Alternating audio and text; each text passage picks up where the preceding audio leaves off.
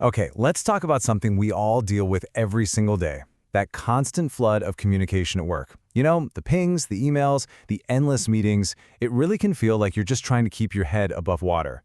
But what if you could turn all that noise, that overload, into actual genuine insight? Well, that's what we're going to figure out. So first, let's just put a number on that feeling of being overwhelmed. Get this, the average worker gets 153 team messages every single workday. Just let that sink in. That's a constant stream of notifications pulling you in a million different directions. And honestly, that's not even the half of it.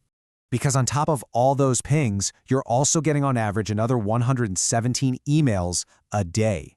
When you add it all up, it's just a staggering amount of information to get through, let alone do anything meaningful with. It's no wonder so many of us feel totally maxed out. And that, right there, is the reality for pretty much all of us. We're trying to navigate this incredibly complex communication maze every single day.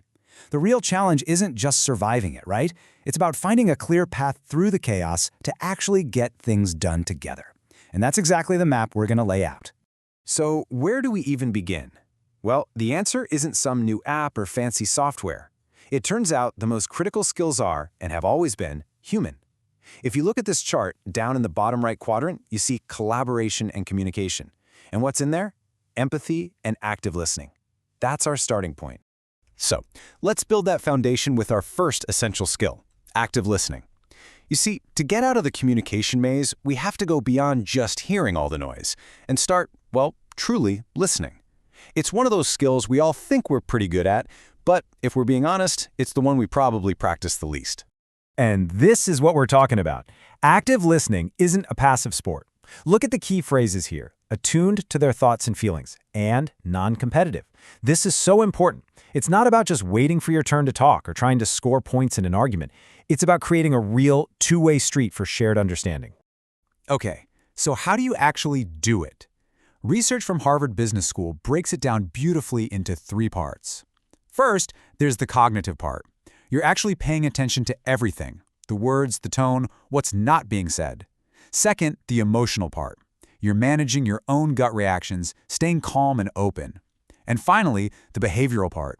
You're physically showing you're locked in, with nods, eye contact, and the way you respond. So why are we so bad at this? Well, a really fascinating study from 2015 might just have the answer. It found that a whopping 78% of business schools focus their curriculum on presenting, on talking, and only 11% focus on listening. Think about that. We are literally trained to broadcast our own ideas, not to receive anyone else's, and that has created a massive skill gap in the real world. All right, the good news is we can fix this. Here are three super simple but incredibly powerful steps. Number one, just listen until the other person is totally done speaking. Then take a beat, pause, reflect, and then respond. Number two, your first goal is to summarize, not to solve. Just try to understand the big picture before you jump in with solutions. And three, listen for the relationship and the content. What are the emotions driving the words? Now, once you've got that solid foundation of active listening, you need a tool to help you shape the conversation and dig for those deeper insights. And that brings us to our second core skill, asking powerful strategic questions. I absolutely love this quote from Bill Gates because it just gets right to the heart of our biggest communication black hole, the meeting. How many times have you been in a meeting where you spend the whole time just figuring out what you're even supposed to be talking about? We waste so much time deciding on the question instead of, making a decision. The kinds of questions we ask really show what our goal is. You can think of conversations on a spectrum.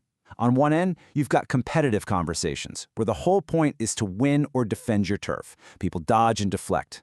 But on the other end, you have cooperative conversations. The goal there is to build something together, to find shared solutions. And the tools for that? Asking open-ended questions and trying not to make assumptions.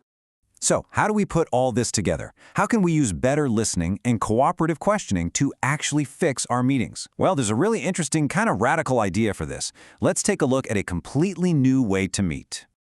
Okay, get ready for this, because it's a game changer. It's called a question jam, and the idea comes from a researcher named Pia Lauritsen. The concept is as simple as it is powerful. Imagine a meeting that lasts only 7 minutes. And in those 7 minutes, you can only communicate using questions and answers. That's it. No long speeches, no going off on tangents, just pure, focused inquiry. So here's how it works. First, a leader picks a topic. Simple enough. Then, everyone joins an online session. And then the jam begins. For 7 intense minutes, people just fire off questions and answers. And here's the magic part. At the end, all of those questions and answers are instantly visualized in a word cloud. It immediately shows the entire group what everyone's really thinking about, what the key concerns are. It is hyper-efficient. So let's pull all of this together. We started this journey as passive recipients of information, basically drowning in a sea of messages and meetings. But by focusing on these skills, we shift from being passive to being active shapers of the conversation.